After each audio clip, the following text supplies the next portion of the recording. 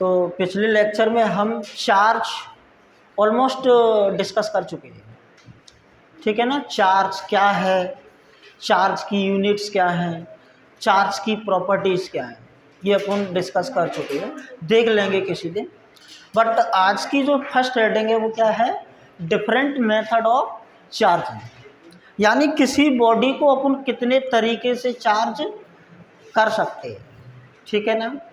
Actual में जैसे अपन discuss कर रहे थे, कल भी डिस्कस किया था कि किसी बॉडी को चार्ज कर कैसे सकते हैं।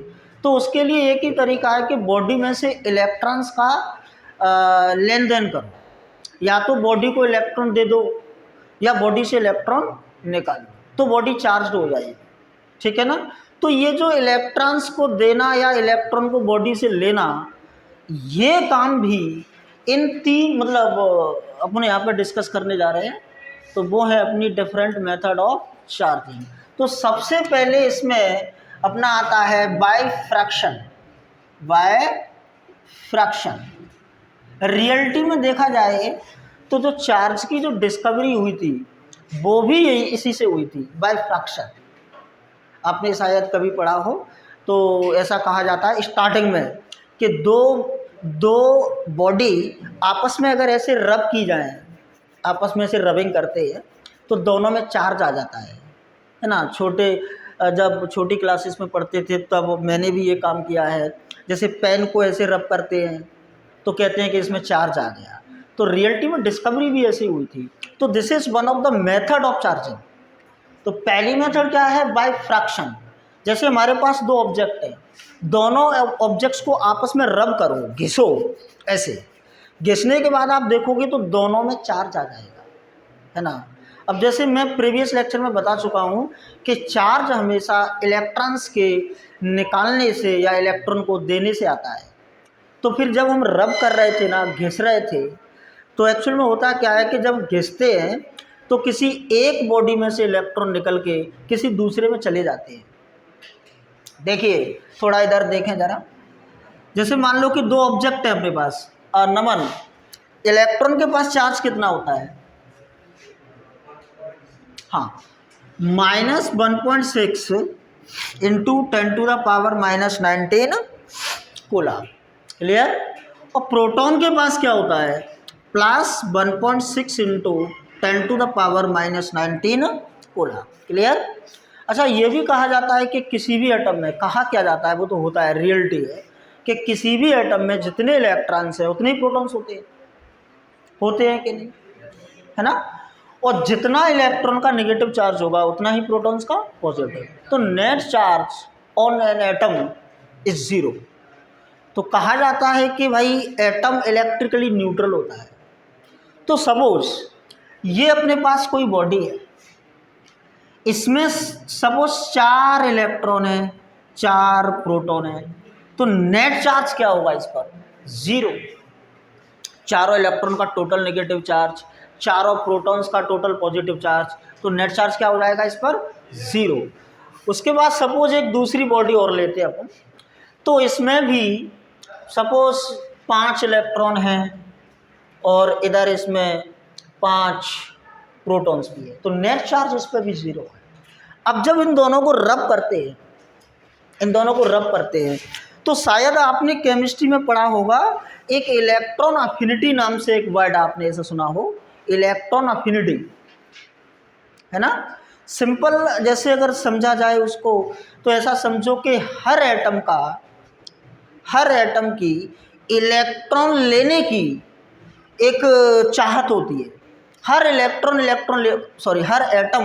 इलेक्ट्रॉन लेने की एक टेंडेंसी रखता है। अब इन दोनों को रब किया जा रहा है, इन दोनों में जिसकी इलेक्ट्रॉन एफिनिटी ज़्यादा होगी वो इलेक्ट्रॉन को ले लेगा। तो जब इन दोनों को रब किया, तो रब करने से क्या होता है कि थोड़ी एनर्जी, हीट एनर्जी प्रोड्यूस होती है, और उस हीट एनर्जी के कारण इलेक्ट्रॉन किसी एक मैटर में से, एक एटम से निकल के दूसरे में जा सकता है।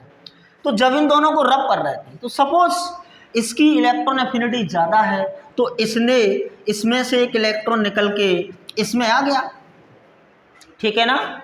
तो सोचो कि इस वाली बॉडी में एक इलेक्ट्रॉन की कमी आ गई, एक इलेक्ट्रॉन की कमी है।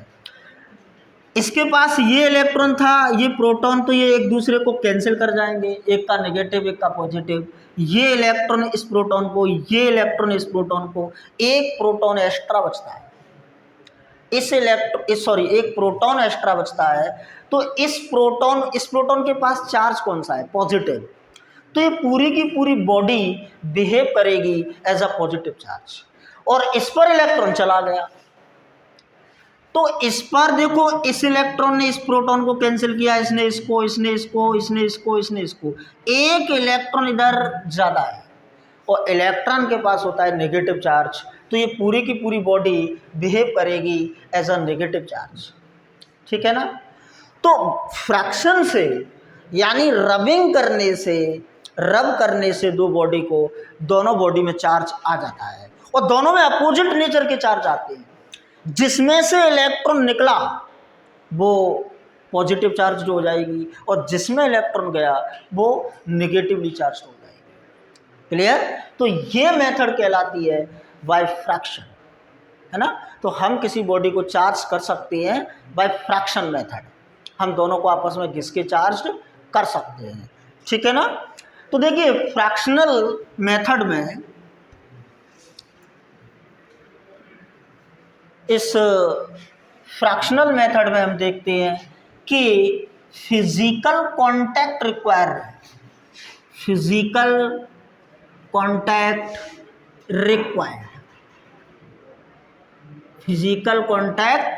रिक्वायर्ड, क्योंकि इस मेथड से अगर आप चार्ज करने जा रहे हैं तो दो बॉडी आपस में टच तो करेंगी, क्योंकि रब करना है ना हमें, तो फिजिकल कांटेक्ट होना ही होना है उसमें, तो फिजिकल कांटेक्ट रिक्वायर्ड है इस पर्टिकुलर मेथड में।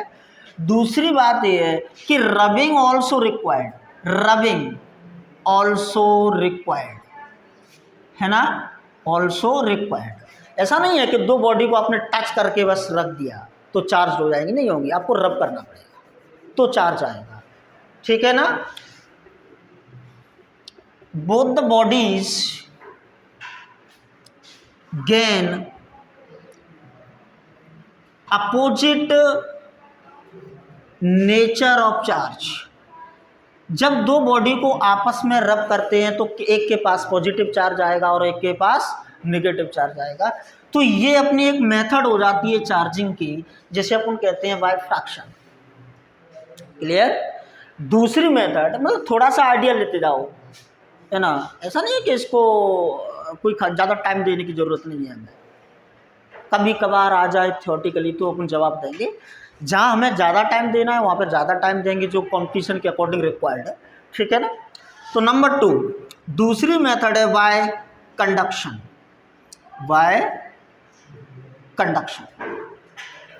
समझे कि नहीं समझे? कंडक्शन में क्या होता है कि जैसे सपोज करिए कि हमारे पास एक बॉडी है न्यूट्रल, इसके पास चार्ज नहीं है, तो हमें उसमें चार्ज लाना है, तो हम क्या करेंगे, उस न्यूट्रल बॉडी को एक चार्ज्ड बॉडी के साथ टच करा देंगे, टच करने से ही काम हो जाएगा। तो देखिए इसमें क्या होता है कि सपोज करो कि ये जो है ना एक बॉडी थी जिसको मुझे चार्ज करना है, इसके पास अभी कोई चार्ज नहीं है। एक दूसरी बॉडी है ये वाली, इसके पास चार्ज था पहले से, सपोज इसके पास चार्ज था पॉजिटिव। कैसा चार्ज था? पॉजिटिव। इसके पास चार्ज नहीं था, मुझे इसको चार्ज करना है, तो मैं इसको उठा के इसके कांटेक्ट में रख दूंगा यहाँ पे। ठीक है ना? जैसे ही मैंने इसको कांटेक्ट में रखा तो इधर का जो पॉजिटिव चार्ज है वो कुछ चार्ज इसमें से इधर ट्रांसफ़र होने लगेगा, है ना? फिर हम मान लीजिए कि इस बॉडी को अलग अलग कर दें, तो ये जो पहली वाली बॉडी थी जो चार्ज थी, इसके चार्ज में थोड़ी सी कमी नज़र आएगी, क्योंकि इसमें से चार्ज इसमें चला गया, तो इधर चार्ज थोड़ा बहुत बचेगा और इस दूसरे वाले स्फीयर में भी थोड़ा बहुत चार्ज आ जाएगा। तो देखो ये वाला जो स्फीयर था ये पहले न्यूट्रल था और अब ये चार्ज हो गया। ये कैसे हुआ? इसको हमने एक चार्ज बॉडी के साथ टच करा दिया। तो ये मेथड कहलाती है कंडक्शन। क्या कहलाती है? कंडक्शन। तो कंडक्शन मेथड में हम देखते हैं कंडक्शन मेथड में हम देखते हैं कि इस मेथड में भी फिजिकल कांटेक्ट रिक्वायर्ड है, फिजिकल कांटेक्ट रिक्वायर्ड, ठीक है ना। दूसरी बात, इसमें जो चार्जिंग होती है बॉडी की, आपने देखा कि अगर पहला स्फीयर जो चार्ज था अगर उसके पास पॉजिटिव चार्ज है तो दूसरा स्फीयर जिसको चार्ज करना है उसके पास भी तो पॉजिटिव ही जाएगा, है ना। तो देखिए total charge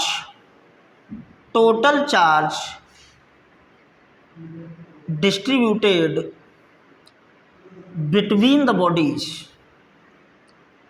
total charge positive charge जो है ना दोनों बॉडी में डिस्ट्रीब्यूट हो जाता है।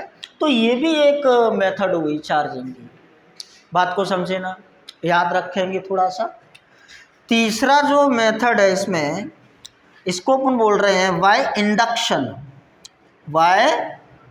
इंडक्शन, ये भी एक मेथड है। ये 3 मेथड है ओनली, है ना। कभी भी अगर हमें किसी बॉडी को चार्ज करना है तो ये तीनों में से किसी एक मेथड को हम प्रिपेयर करेंगे, है ना, और डिपेंड करेगा सिचुएशन के अकॉर्डिंग। बोलो क्लियर। ये भी सच है कि ये जो फ्रैक्शन मेथड से हम चार्ज करते हैं ना किसी बॉडी को, तो इससे हम सिर्फ और सिर्फ इंसुलेटर को कर सकते हैं, इससे हम कंडक्टर को चार्ज नहीं कर सकते, याद रखना।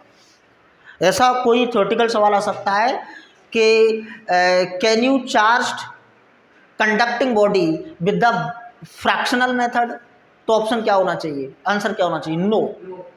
कंडक्टिव बॉडी को हम फ्रैक्शन मेथड से चार्ज नहीं कर सकते, इससे हम सिर्फ किसको कर सकते हैं, इंसुलेटर को। समझे कि नहीं समझे।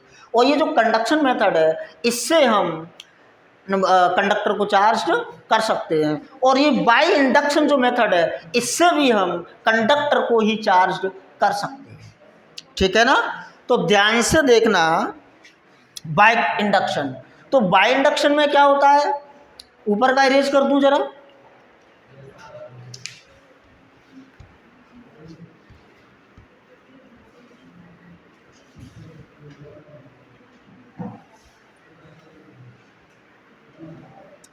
तो देखिए बाई इंडक्शन में हेडिंग भी यही, बाई इंडक्शन। तो देखिए इस मेथड में क्या होता है कि जैसे सपोज करो कि एक अपने पास चार्ज्ड स्फीयर है, ये पहले से ही चार्ज्ड है, ठीक है ना। तो इसके बगल में एक न्यूट्रल स्फीयर मैंने रख दिया, मुझे इसको चार्ज करना है ना। तो इस मेथड में फिजिकल कांटेक्ट की भी कोई रिक्वायरमेंट नहीं है। जैसे मैंने इसके पास में एक कंडक्टर रख दिया, और सपोज मैंने एक कंडक्टर ये भी रख दिया, ठीक है ना। आपको पता होना चाहिए कि कंडक्टर के अंदर फ्री इलेक्ट्रॉन्स होते हैं, बात को समझे ना। कंडक्टर के अंदर क्या होते हैं, फ्री इलेक्ट्रॉन्स, और इंसुलेटर के अंदर फ्री इलेक्ट्रॉन्स नहीं होते हैं। कोई भी मटेरियल कंडक्टर कहलाएगा अगर उसके पास काफ़ी संख्या में फ्री इलेक्ट्रॉन्स होते हैं। जैसे अपन जो वायर बनाते हैं ना, इलेक्ट्रिक वायर बनाते हैं, कंडक्टर के बनाते हैं। क्यों बनाते हैं कंडक्टर के, क्योंकि उसके पास फ्री इलेक्ट्रॉन्स है। यानी फ्री इलेक्ट्रॉन्स मीन्स वो इलेक्ट्रॉन घूमने के लिए फ्री है, वो विद इन द मटेरियल घूम सकते हैं। तो ऐसे मटेरियल को अपन बोलते हैं कंडक्टर। जो इंसुलेटर्स होते हैं, जैसे आपने देखा मान लीजिए वुड, है ना, माइका, ये जो इंसुलेटर्स होते हैं इनमें फ्री इलेक्ट्रॉन्स नहीं होते, है ना।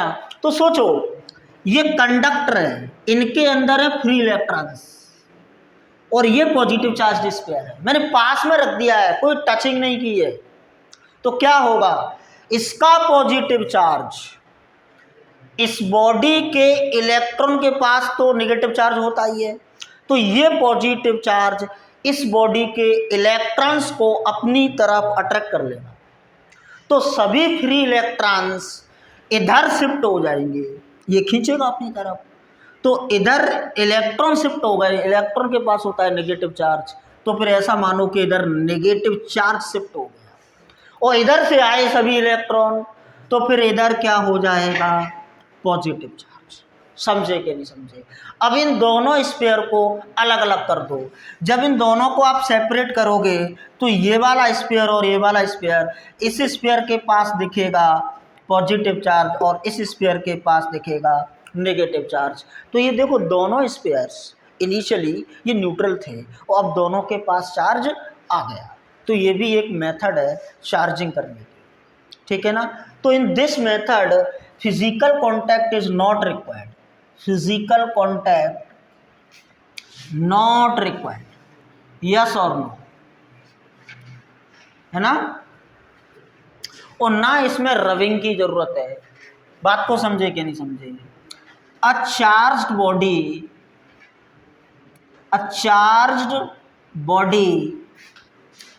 used to create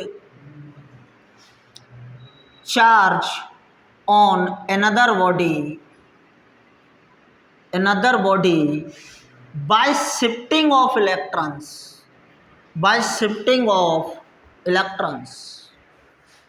समझे कि नहीं समझे। तो ये जो मेथड है वो क्या कहलाएगी आपकी इंडक्शन मेथड। तो याद रखना किसी भी बॉडी को अपन 3 मेथड से चार्ज्ड कर सकते हैं। One is friction by friction, second is by conduction और third by induction. By fraction by conduction इन दोनों में फिजिकल कांटेक्ट की ज़रूरत है। फ्रैक्शन के थ्रू हम सिर्फ इंसुलेटर को चार्ज कर सकते हैं, कंडक्शन के थ्रू कंडक्टर को चार्ज कर सकते हैं, समझे कि नहीं समझे।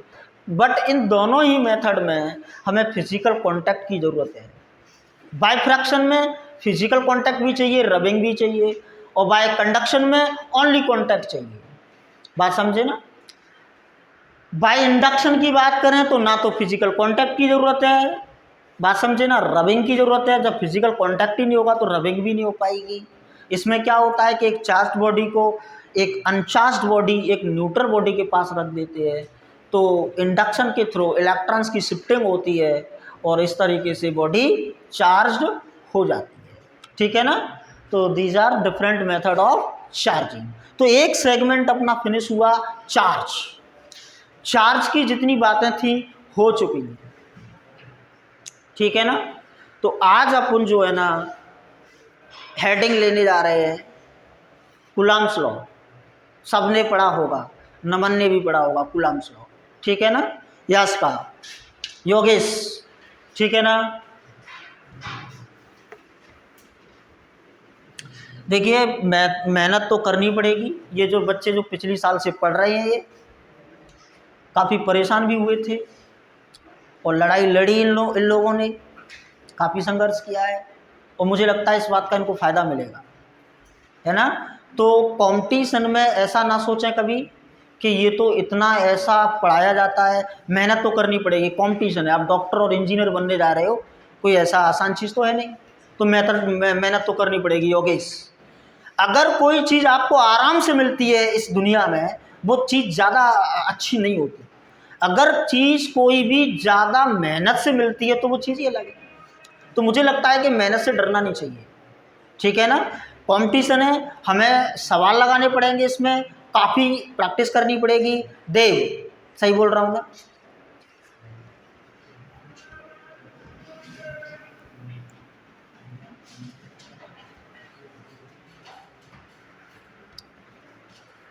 तो नेक्स्ट है अपना कूलम्ब्स लॉ।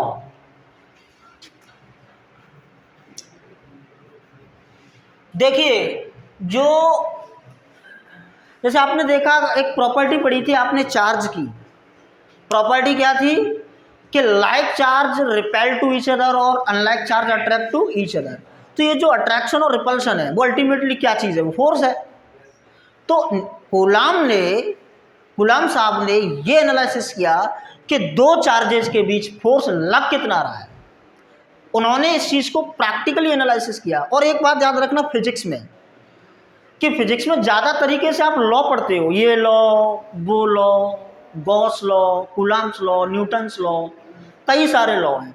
और लॉ में आप देखते होंगे कि लॉ को रटते हैं ज़्यादा तरीके से। तो लॉ रटना ही पड़ता है क्योंकि लॉ के पीछे कोई कारण नहीं होता। लॉ को तो नेचर में देखा जाता है कि नेचर इस रूल्स को फॉलो कर रहा है, उसको हम आगे, साइंटिस्टों का काम क्या है, साइंटिस्ट तो सिर्फ ये डिस्कवरी करते हैं कि नेचर कौन कौन से लॉ फॉलो कर रहा है, और उस लॉ को वो साइंटिस्ट को पता पड़ जाता है, वो प्रैक्टिकली देख लेते हैं इस चीज़ को और दुनिया को बता देते हैं। यही चीज़ क्या है, डिस्कवरी। समझे कि नहीं समझे? तो बेसिकली कूलाम्स लॉ,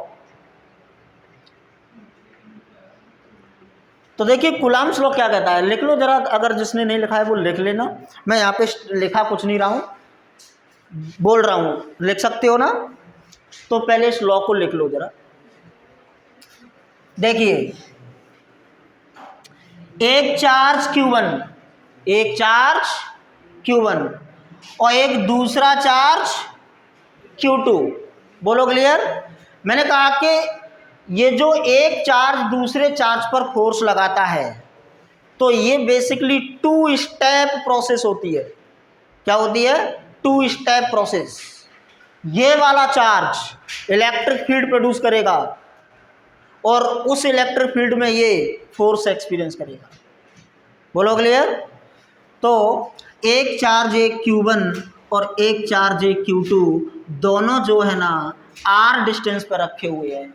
तो ये लॉ कहता है, लिख लेना जरा इसको, लिखो, according to this law, note करना, according to this law,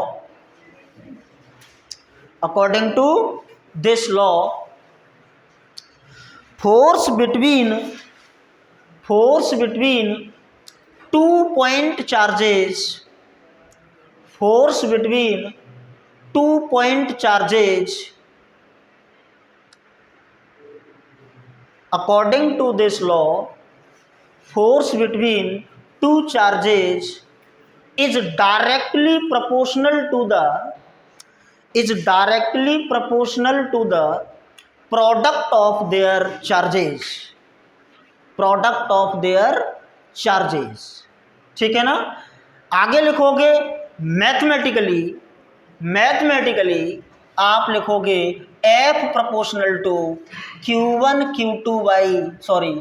Q2, equation number 1। ये पहला स्टेटमेंट हुआ। फोर्स बिटवीन 2 पॉइंट चार्जेस, क्या लिखा था? According to this law, force between 2 point charges is directly proportional to the product of their charges. Mathematically F proportional to Q1 Q2, this is equation number 1। इतना हो गया यश का, योगेश? आगे लिखो, and inversely proportional to the square of the distance between them, square of the distance between them. ये कैसे पता पड़ा? ये तो प्रैक्टिकली पता पड़ा। कूलाम साहब ने काफ़ी मेहनत की और मेहनत करने के बाद वो इस कंक्लूजन पर आए, तो तब से हम इसको कूलाम्स लॉ के नाम से जानते हैं, है ना? लिख लिया ना?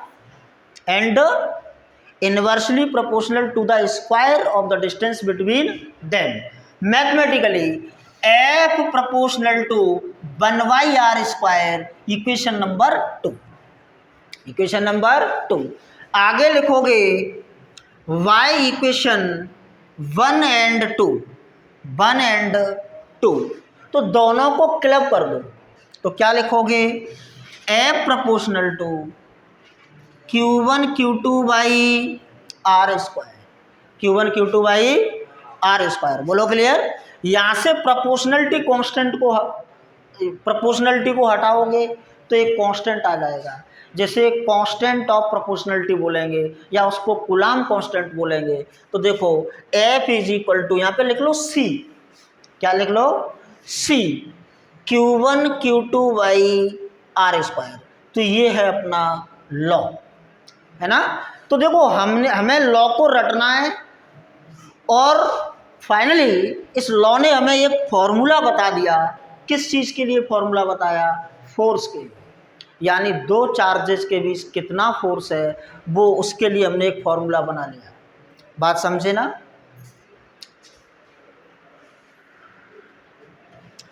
अच्छा, ये जो फोर्स है ना F, ये जो फोर्स F है ना,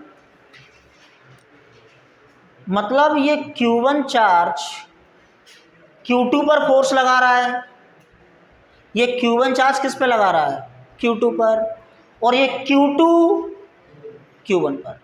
तो ये भी देखा उन्होंने, जैसे F मैं यहाँ पे लिख रहा हूँ, देखो F सफिक्स में लिख रहा हूँ 1 2, इसका मतलब फिजिक्स में कई बार मैं ऐसे चीज़ें यूज करूँगा, इसका मतलब क्या है F12, इसका मतलब हुआ force on one charge due to second charge, बोलो क्लियर, और force on two due to one, इसके द्वारा इस पर फोर्स या इसके द्वारा इस पर फोर्स बराबर होता है। कैसा होता है, तो ये भी देखा कि ये दोनों फोर्स कैसे होते हैं, बराबर होते हैं, और इसको हमने बोला F। जो F मैं इस इक्वेशन में लिख रहा हूँ वो F यही है। बात को समझे कि नहीं समझे, ठीक है ना, समझ आया कि नहीं आया। जैसे मान लीजिए कि एक चार्ज 2 कूलम है और एक चार्ज मान लीजिए 10 कूलम है, तो क्या लगता है ये 2 कूलम वाला 10 कूलम वाले पे जितना फोर्स लगाएगा, क्या उतना ही फोर्स ये 10 कूलम वाला 2 कूलम वाले पे लगाएगा? इसमें कोई दिक्कत, कभी ऐसे कंफ्यूज मत हो जाना कि ये बड़ा चार्ज है या ये छोटा चार्ज है तो फोर्स भी थोड़े से डिफर करेंगे, ऐसा कुछ नहीं है, फोर्स बराबर लगेगा। बोलो बात समझे, क्लियर? तो इतना समझ आया कि नहीं, बोलो। इसको इरेज कर दूं जरा,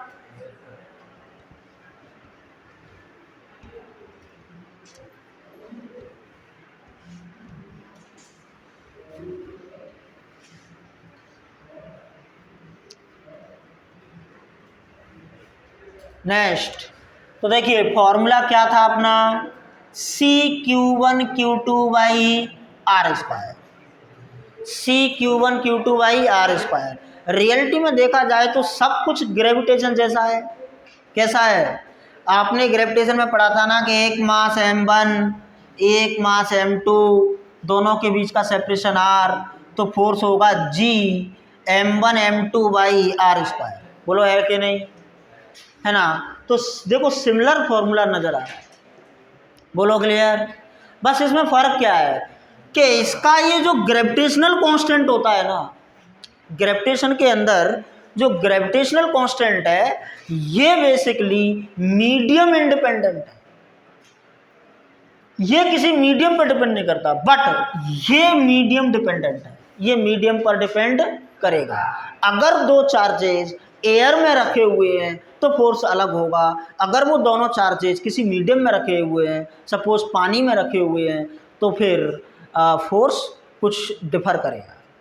यानी ये जो कूलम्ब कांस्टेंट है ये बेसिकली जो है ना मीडियम पर डिपेंड करेगा। बात को समझे ना। तो देखिए रियलिटी में इसको नोट करना है, आगे मैं बता रहा हूं अभी। इसे मान लीजिए यहाँ पे C क्या है, तो अपन बोलेंगे प्रोपोर्शनलिटी कांस्टेंट। क्या है, प्रोपोर्शनलिटी कांस्टेंट, बोलो clear. It's value depends on medium and system of unit.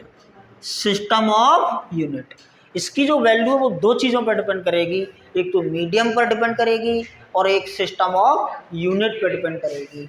तो ध्यान से देखना, अगर हम एसआई की बात करें, किसकी बात करें, एसआई की बात करें, तो सी की वैल्यू, किसकी वैल्यू, सी की वैल्यू एसआई में दो चीज़ों पर डिपेंड करती है ना, सी की वैल्यू, सिस्टम ऑफ यूनिट और मीडियम। तो मैंने सिस्टम ऑफ यूनिट में से एसआई को ले लिया है।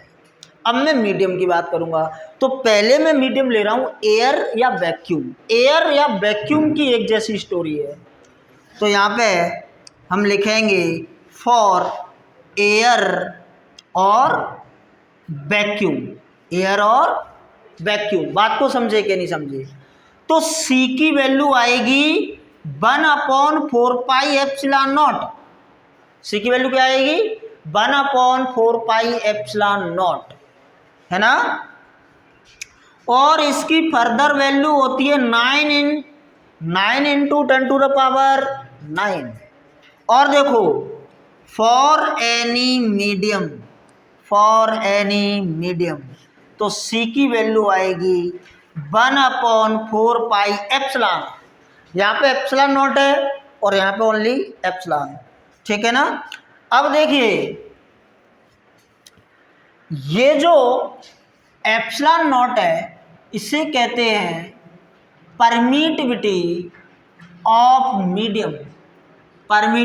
मीडियम। ये जो एप्सिलॉन नॉट है इसको और डिटेल में अपन आगे पढ़ते हैं कैपेसिटर वाले चैप्टर में, अभी थोड़ा सा इतना ही समझ लो, है ना। नेक्स्ट है एप्सिलॉन कहलाता है परमिटिविटी ऑफ, सॉरी ये मीडियम लिख दिया है क्या, फ्री स्पेस लिख दो, यहाँ पे फ्री स्पेस, यहाँ पे लिखोगे मीडियम, यस और नो, क्या है ये, मीडियम।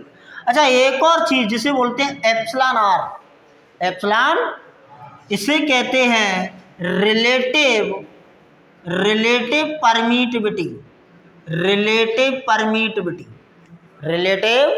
परमिटिविटी। इसको ऐसे डिफाइन किया जाता है, epsilon R is equal to epsilon upon epsilon naught. इस रेशियो को कहते हैं रिलेटिव परमिटिविटी। बात को समझे कि नहीं समझे, तो ये याद रखेंगे। अच्छा एक और चीज, इसको अपन के भी कह सकते हैं, इसका मतलब तो आप समझते हो, रिलेटिव परमिटिविटी। और के को बोलते हैं डाइलेक्ट्रिक कांस्टेंट। लेकिन हमारे लिए सवालों में चाहे तो एप्सिलॉन आर हो और चाहे डाइलेक्ट्रिक कांस्टेंट के गिवन हो, एक ही बात है, समझे कि नहीं समझे, ठीक है ना।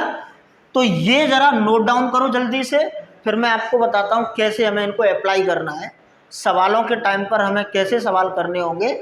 तो ये नोट डाउन करो जल्दी से, टाइम मत लगाना। इरेज कर दूँ क्या, हो गया क्या, यास का हो गया, Yogesh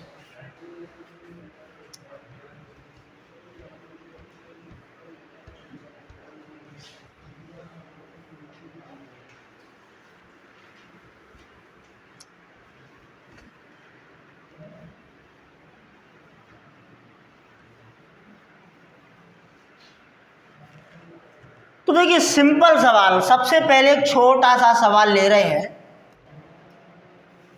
find force between charges 4 microcoulomb and 6 microcoulomb when the separation between the charges is 3 centimetre.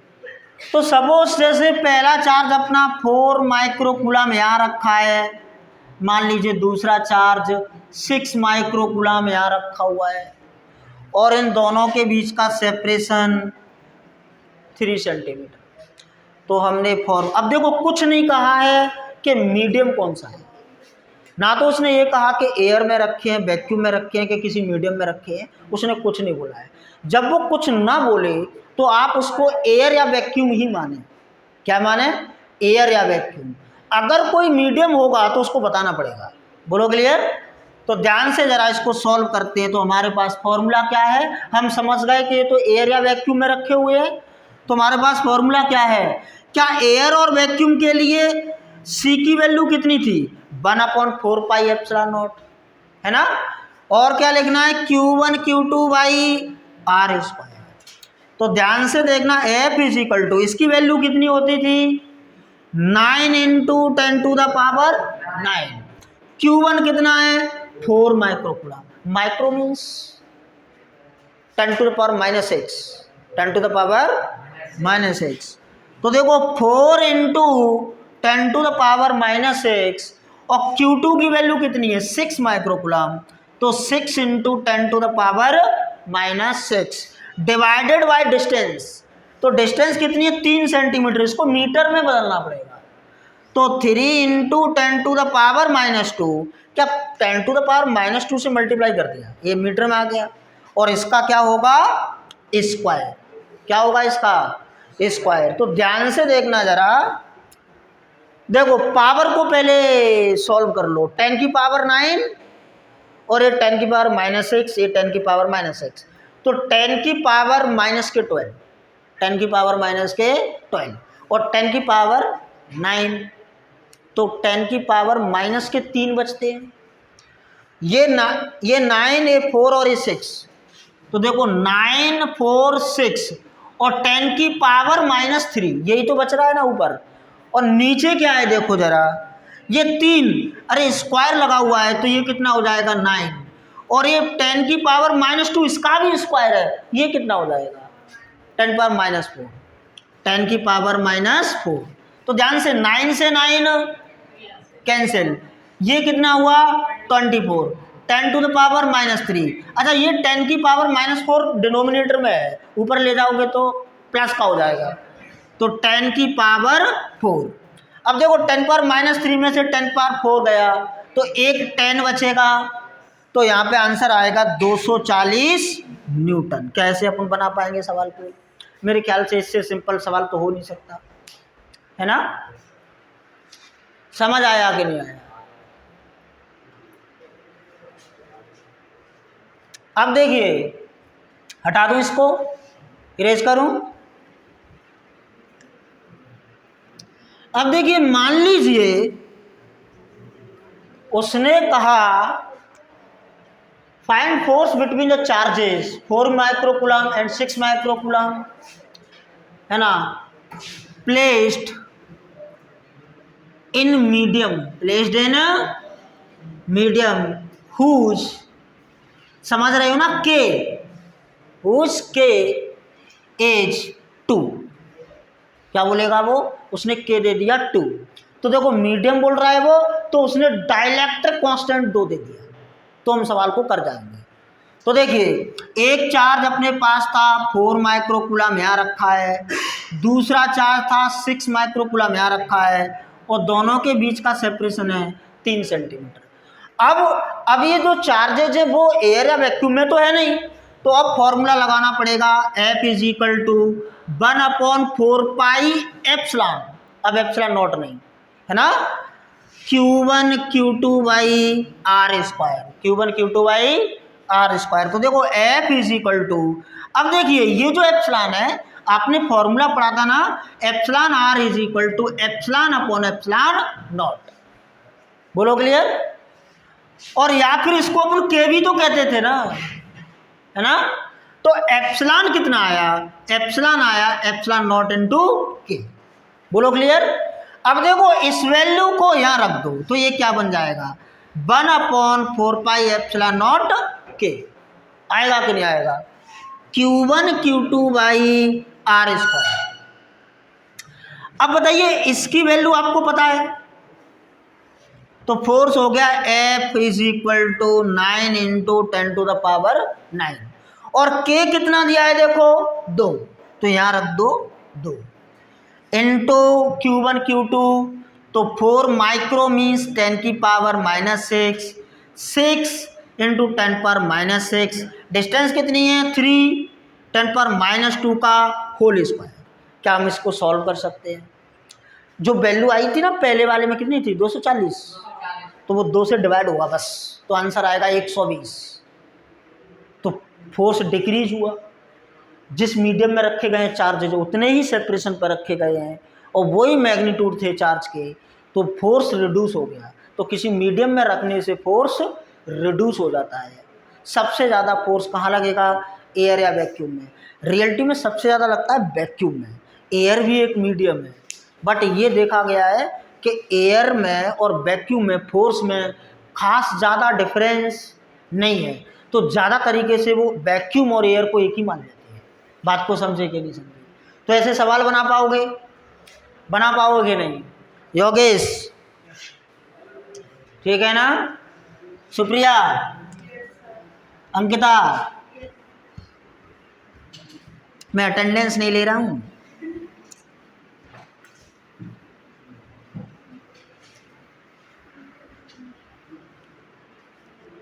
एक तो ये ना कि फिजिक्स से डरा मत करो, है ना, फिजिक्स को खेल खेल में पढ़ा करो, बढ़िया जो है ना टाइम पास करो, बढ़िया खेलो। फिजिक्स की आप जब प्रैक्टिस करोगे ना सवालों की, तो कभी भी कर सकते हो। जैसे आपको कोई कॉन्सेप्ट एनालिसिस करना है, मान लीजिए कोई कॉन्सेप्ट समझ नहीं आ रहा है, तो कॉन्सेप्ट को समझने के लिए जितना आप अकेले होंगे, आप जितना कंसंट्रेशन से पढ़ोगे उतना ज़्यादा अच्छा है। और सवाल लगाते टाइम पे तो भले ही बातें करते रहो और सवाल लगाते रहो, है ना, कोई दिक्कत थोड़ी है। बढ़िया जो है ना फिजिक्स को खेल की तरह लें, फिजिक्स को बोरिंग ना समझें, आसान होती है। इसमें एक बार फिजिक्स जो समझ गया ना वो कभी भूलता ही नहीं है। और ये अदर सब्जेक्ट ऐसे होते हैं कि उसको रिवाइज करते रहना पड़ता है, बात समझे कि नहीं समझे। और जो बच्चे जो ड्रॉपर वाले पढ़ रहे हैं पीछे, उनका सिलेबस हो गया, अब वो किसी भी टॉपिक को नया नहीं पढ़ना चाहते, सवाल लगा रहे हैं बस, जरूरत ही नहीं है। क्या हुआ, बोलो समझे बात को। चलिए तो नेक्स्ट प्रॉब्लम क्या हो गया, कुशाग्र